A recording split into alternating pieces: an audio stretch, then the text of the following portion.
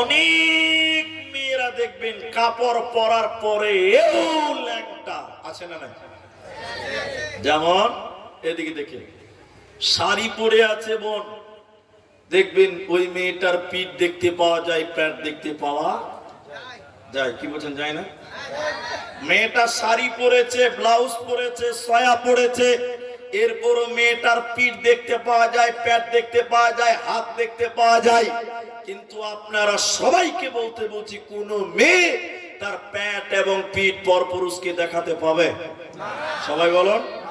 এই জন্য মুহাদ্দিসগণ বলছেন, কোন মেয়ে যদি শাড়ি কাপড় পরে নামাজ পড়ে, ওই মেয়েটার নামাজ হবে, দিনটা নয় কারে না। এজন্য মহিলা উলঙ্গ কারা? নবী বললেন, যারা কাপড় পরার পরেও উলঙ্গ, বিবস্ত্র, যার পিঠ দেখতে পাওয়া যায়, পেট দেখতে পাওয়া যায়, এই মেয়েটা হলো ল্যাংটা, এই মেয়েটা হলো উলঙ্গ, এই মেয়েটা হলো বিবস্ত্র। এই মেয়েটা জান্নাত তো দূরের কথা, জান্নাতের সেন্টও আল্লাহ তাদের দেবে না। এখন